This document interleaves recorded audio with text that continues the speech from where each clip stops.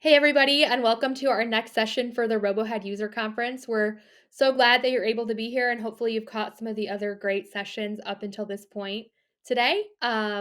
We've got a really great session coming up. Lisa Unruh, the Operations Director for Lehigh Valley Health Network, is going to share some insights that have really helped her team kind of stay efficient and do their best work. So, I'm excited for her to share that. But before we get into that, I'm just going to share a couple of housekeeping notes just to make sure you guys can get the most out of the conference. So, first and foremost, we want you to engage throughout the sessions, not just with the presenters, but also with each other. So, feel free on the right-hand side, you should see some chat, some Q&A poll options. Make sure you jump into those. The chat you can just is kind of public, so make sure share things that may be insightful or comments to others is great. And then the Q&A, feel free to ask direct questions. We'll try to get those answered during the session, but if not, someone will follow up with you to make sure you get that question answered. Second, hopefully you've seen some of the really awesome door prizes we're giving away. We want you to get as many entries as possible into that. So you will get one just for attending this session and one for every session you attend. But then you can also get an additional 10 entries by leaving us a review on G2. So to do that, you should have a link in your email, but if not, you can go back out to the lobby for this event and then head over to the info desk and there's a link there. And then last but certainly not least, all of these sessions, the recordings will be available immediately after the sessions close. So just hop back out again into the lobby, go to the agenda, and then you'll be able to access the recordings there. Of course, you can watch them yourself if you missed some or just want to catch something again, but you can also share those with a colleague if there's something in particular that you think may be impactful for them. So that's all I have to share. And without further ado, I'm going to hand it over to Lisa. Thank you, Abby. I appreciate that. Hi, everyone. I'm going to get my screen share going and we'll get started.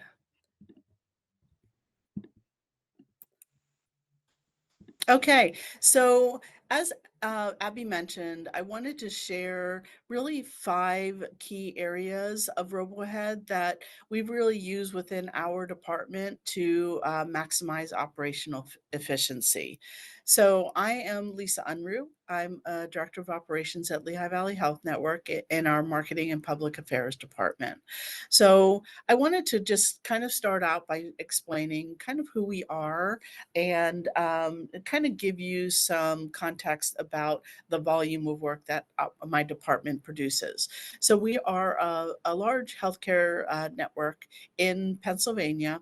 And you'll see on the left some statistics about our network. We have 13 hospitals, a children's hospital, we have health centers, express cares, really a large, a pretty significant size organization. And on the right, I just wanted to kind of give you some context about, the fact that we have over 20,000 employees, and within our department we have 84 team members, which I wanted to share that because most in-house creative departments aren't normally that large, but our team really covers a lot of different roles and specialties. So I wanted to, I'll kind of break that down for you so you kind of understand what that 84 team members actually means. And then I also wanted to share that we've been using RoboHead for 14 years. I've been with this department and using RoboHead for the past 4 years. I was actually brought in to restructure the way this department uses RoboHead. And really, when I came in, I could tell that it was not being used to its full capabilities. And there were a lot of features in RoboHead that they just weren't taking advantage of.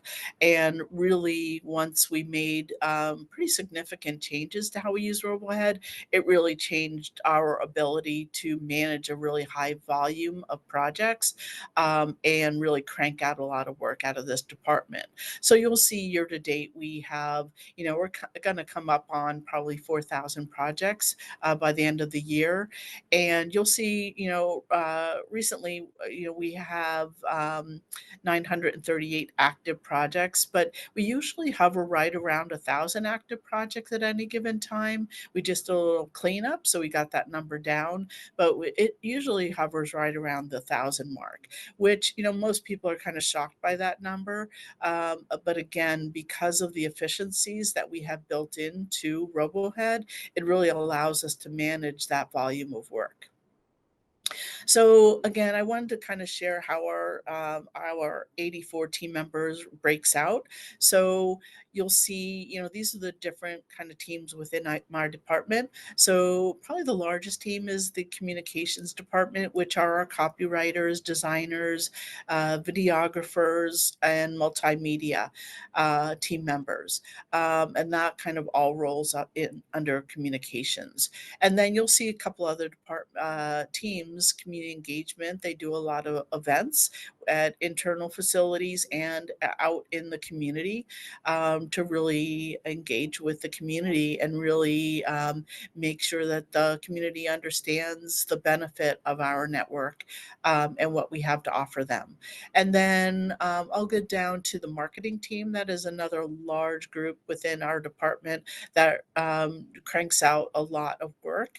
And then I'll go down to social media and web. And those, again, a lot of that work is managed within RoboHead. And it really helps all of these teams be able to work collaboratively and get the approvals before anything goes live or gets printed or is out in the community. And then you'll see at the bottom, we do have a large pool of freelance team members that we work with, and those are really across all different roles. We have translators, proofreaders, designers, writers, web, really, wide range of roles. And all those freelancers work directly in RoboHead, just like the rest of our team members. So I'm going to jump right into what we love about RoboHead. So I wanted to focus on 5 key areas. So the first one is the project request form. But I'm going to zone in on each one of these and really explain to you exactly how we use each. So the project request form. So we have one request form that we use in different ways. So really, anyone in our organization of those 20,000 plus employees can submit a request to our department, and those requests all come to me. And I will review them. And occasionally, a request will come in that doesn't fall within the scope of our department, or we may not have the capacity to do that work. But typically, I won't just say no. I'll redirect them, or I'll let them know kind of how they can accomplish what they do. Sometimes we will direct them to templates. We have a large number of templates that we create for people within the organization to produce their own work, but it already kind of has that branding built into it. Or we may redirect them out to one of our vendors who our print vendors often have design departments that are very familiar with our branding. And so sometimes we will say, I'm sorry, we don't have the capacity to take this, but you can work with one of our vendors. And the nice thing about using one of our pre-approved vendors is that even if they create something for one of our clients, they will actually send us a proof for us to approve before it gets printed. So we feel very comfortable if I do direct them to either a freelance person to work with or a vendor. They all know our branding and know what we will and won't approve. So it really still, even though the request comes in and we may not handle it directly, it allows us to keep those controls over the work that represents our network. And then you'll see above where it says, so within the form, there is only one form, but there are 2 fields that really help us manage the work that's requested and how that work gets reviewed and approved, and then converted into a project. So if they select a specific client that may some of those clients will route to certain team members for them to approve and convert into projects. So I don't need to approve all of them. There are some that go to other people on my team. Then there are certain project types that if a project type is selected, there are some additional questions. So if it's a project type, say they want a poster or they need some flyers printed, um, or created for them or a brochure, it also says, what size do you want? Where should it be delivered to? How many do you need? So that way we're not tracking down that information when that piece is approved and ready to print, but we don't know how many they want to print. And now we're holding things up. We can really gather a lot of that information right up front.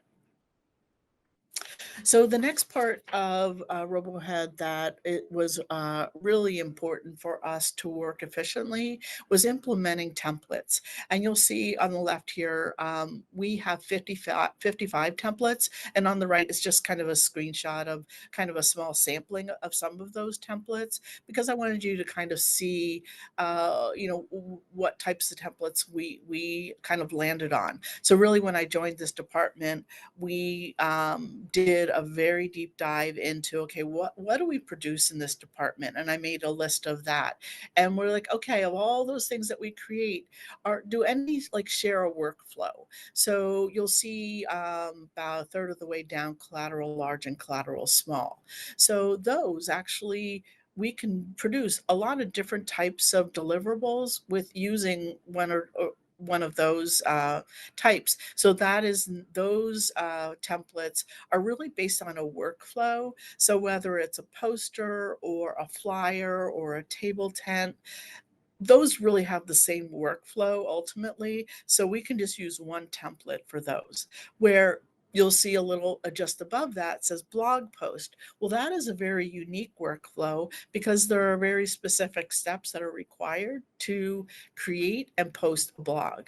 And so we decided that instead of creating kind of a generic workflow that people had to then delete or add, it really just kind of defined, okay, if you need a blog post, this is the template to use. And it identifies the roles that are required, and some of those templates also actually have pre-assigned team members.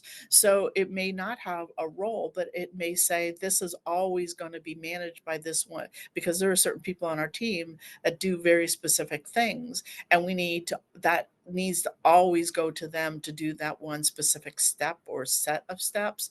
And so we just build that right into the template. That way they don't have to be assigned every time a project is opened.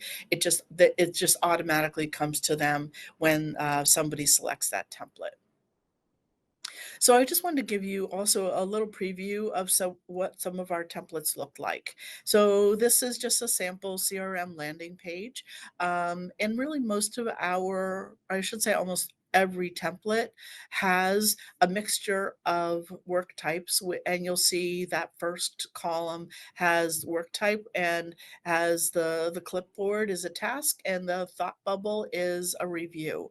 And so most of our templates will have something created using a task, and then it gets reviewed. And then once that review is completed and approved, everyone who's reviewing that marks it approved.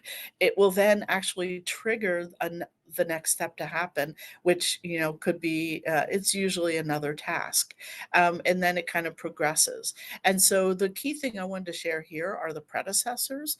I wanted to kind of touch on that because that was really a game changer for our team, and really took a while for our team to kind of wrap their head around why they needed predecessors, why that would be so important to them, because they hadn't really used that previously. And so really, because before they would just create a schedule, and it just basically everyone would get what they needed to do as a task, and everyone would get that all at once. But a designer might get a task saying, create the layout or do the design elements, when really they needed that copy to be written first so that they knew what design elements were going to be needed. So we really, once we implemented those predecessors and we set their my work to kind of filter out anything that was blocked. So that way it was not going to show up in their my work until that predecessor was marked complete. So really now people can use their my work and it's really clear what is ready to work on and when is it due. So that way they don't have to kind of sort through, oh, this isn't ready, oh, this is. It's a really nice clean list for them, and they just basically work down that list.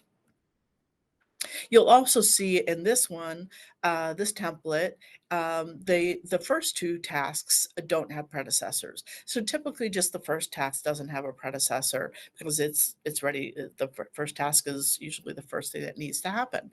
But in this case, the writer can be writing the copy at the same time that the project manager is finalizing the email distribution list. So neither one of those has a predecessor, and they're going to happen simultaneously. So occasionally we will have templates that have either the same predecessor for or have a predecessor for I should say, 2 predecessors for one task. So maybe 2 things need to happen before something else can happen, or 2 things can be happening at the same time. So they might have the same predecessor. So it's really kind of a combination, and that's where it really helps to kind of think through your workflows and okay, what needs to happen and when, and what things can be happening to kind of make it more efficient so that things can be happening so you're not kind of delaying it by just putting, okay, only one thing can happen at a time because that's rarely the case. So I just wanted to kind of share those examples with you. And then this template I wanted to share with you because it's kind of unique. It's a photography template that really allows our photographer, or I should say, our team member to. Let's just say they have a campaign that they need a bunch of different deliverables. Maybe it's an event and it needs to have an invitation, maybe a poster, maybe speaking points, and each one of those is going to be its own project with it rolled into a campaign. Well, then they let's say at that event they actually want photos to be taken of that event. Well, they would use this template and they would go in. Actually, it would be the second. We have 2 photographer templates. The other one is if the event is already scheduled. So they would open a project. The project manager would open a project for the photography for that event. It would be a standalone project, and it lets the photographer know where the event is, when it is, and you'll see down here the photo shoot task. That other template has a similar task, and you see shoot date or event date. So that is where the project manager would actually go in and set, even if the rest of the schedule, it's like, okay, the design manager needs to go in and put a shot list for the photographer to let them know what types of photos we're going to want done at that event, whether it's a shot of the speaker, of the facility, of a specific group, maybe some donors. We want to make sure we get a group picture of the donors, um, and so the designer will go in and kind of put that direction in there. But then that photo shoot, that task needs to always be set to when that photo shoot needs to occur. So if it's an event, the project manager needs to set those dates to when the event, not only when the date of the event, but you could actually go in there and set the time of the event as well. And so that way our photographer actually uses RoboHead. He looks in my work and he can see exactly what shoots he needs to do on which dates, and it has all the information that he needs. So that way he can look and see on any given day what shoots he needs to be at, and it has all the information that he needs. And then this one specifically is occasionally we will do stories, patient stories, patient success stories, and so we might be doing a story about that, and we want need some photos to go along with that. So we will actually open use this template to open that project, but the photographer will put the subject contact information in the project, and the photographer will reach out to that subject and schedule that photo shoot directly with them. So that way we're not saying, okay, you have to do it on this date. We really let them kind of determine that. And then the photographer, will go in and set that date. And so he knows, okay, I've arranged it with them, and he knows exactly where he needs to be and when. So I just wanted to kind of share that because it's kind of unique. So the next thing I wanted to talk about are staged reviews. So this, I think a few years ago, this was implemented in RoboHead, and it really, I immediately could tell that this was going to be a huge value to our team. And so before we would create a review. And usually the review owner, so the designer, the writer, or someone on our team would create their own review, say, okay, I wrote something, I'm going to put in a review, and I'm going to say, all right, I think this is who should look at it. And they might put one or a few different people on that review, but they may not really know who else will be reviewing it. So maybe the people that needed to be reviewing it were actually put on that review, or it might get too far along and we'll realize the proofreader didn't review it, and now we'd have to backtrack and do proofreading and kind of start over. So really, once we implemented the staged reviews, now we know that the right people are reviewing it at the right time, and nothing leaves our department until all of those reviews are complete. And really that is decided by the project manager at the time that the project is open, because we have these reviews built into our templates, as opposed to them being just added. Okay, you know what? I created something, I need someone to review it, and adding it on the fly. That just wasn't working for us. And so you'll see here on the left, this shows kind of our standard review stages that we use, and I've really tried to standardize it across all of our templates. So, I mean, obviously, for different project types, it doesn't always have the exact same stages, but they're pretty standardized.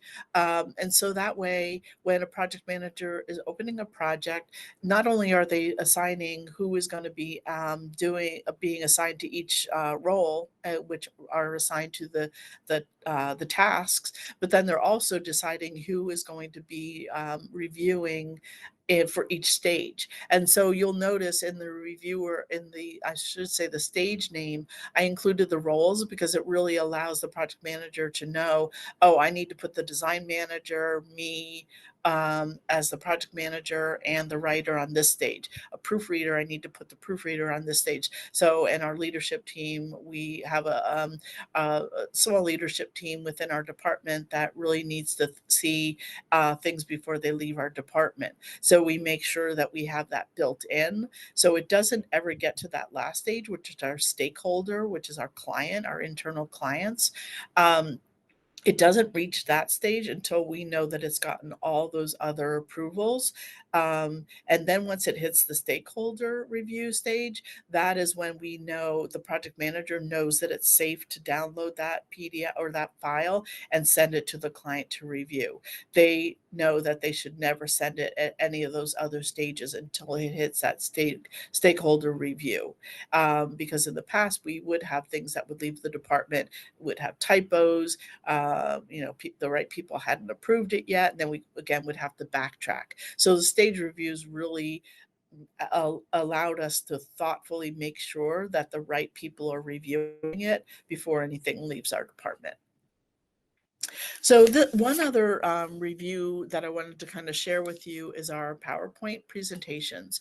And so, and specifically, and this is a very specific use, but I thought you might find this interesting, so that's why I wanted to share it. So we don't do a lot of PowerPoint presentations for our general network, but we do it for our C-suite. And really, so they take a lot. It's a lot of work, and it's a lot of very critical information. But what was happening is We do a quarterly report for our CEO about the work that this department produces. And what was happening is we would gather all that information. The designer would create the presentation, and then we would have a ton of people in our department reviewing that. And then they would, review it, mark it up. The designer would be making the changes over and over. It would take hours of that designer's time. So what we did is we changed it to the designer now creates an outline of that report it's a PowerPoint file, and they save it to their SharePoint.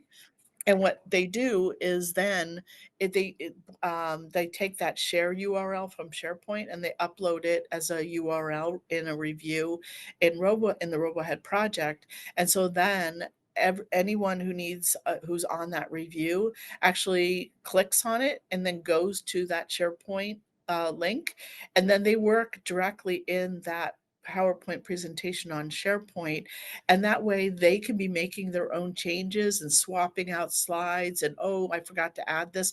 They can add their own content to that presentation, which is a report, our CEO report, and it allows the entire team to work collaboratively in SharePoint, but we're still capturing that in RoboHead. And so when everyone is done making their changes, so really, again, all those team members that I mentioned at the beginning are all inputting into this massive report that talks about what each of those teams are creating and have produced in the previous quarter. They're all kind of putting their slides in there and making sure that things are cross referenced, and really there are a large number of collaborators on that report. I would say probably 20 to 25 people, and so it was just overwhelming to do that all, and have the designer make all those changes. Where now that's all happening in SharePoint, and when each one of those people is done, they actually go into the review and they mark that they've approved, which signals the project manager, who is me, that they are done.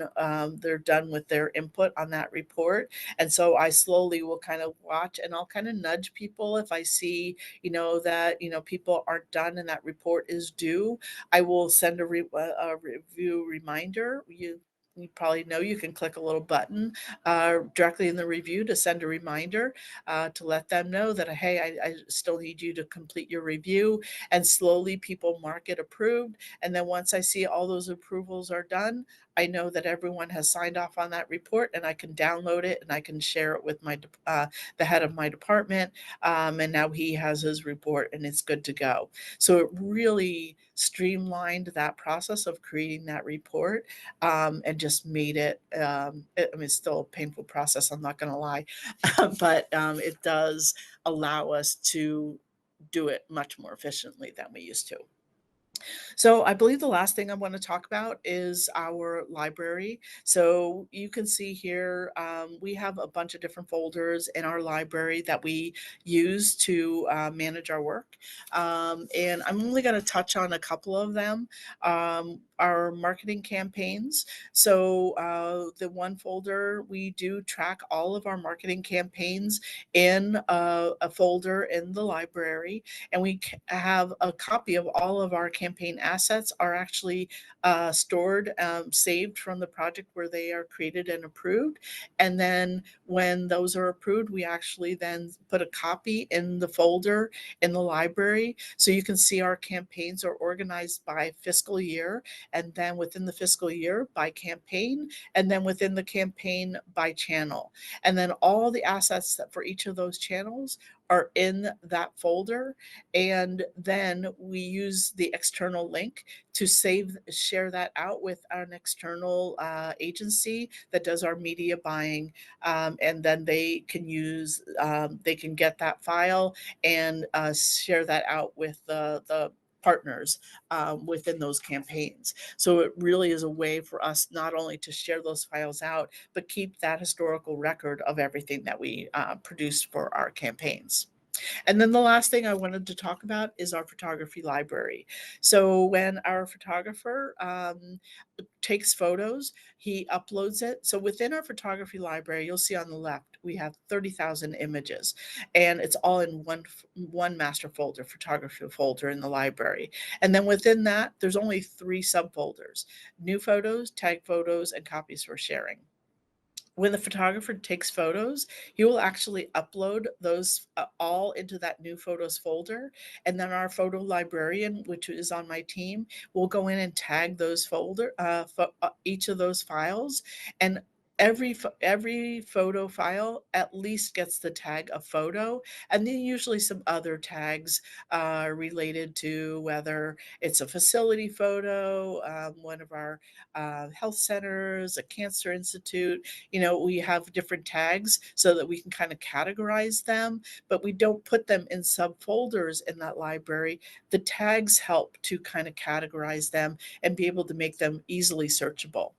And then you'll see also the copies for sharing. People can do a search in the advanced search, and then they can kind of grab, do multiple searches and put a collection of images in a kind of a temporary folder in the copies for sharing, and then they can click on each one of those files and do one external link to share those photos out if ever needed. But that's really just kind of a temporary holding place to share files out if they have to do multiple searches to find a group of photos that they need.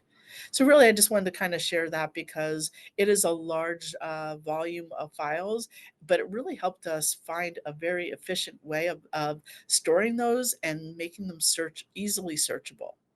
So hopefully you got some good information out of that. I appreciate the opportunity to present that information, and hopefully you'll find it valuable. So we think RoboHead rocks, and I'm hoping you do too. Thank you so much, Lisa. That was so much great information. I hope everybody was following along and was able to catch all of that. Next up, we're actually going to have Joe Oman. If you jump over to the next session, should be starting just about now. He's going to share RoboHead for designers. So that's a really great session for those of you who maybe don't work as an admin but want to know how to really maximize your day every day. So make sure you head over there now. Thanks.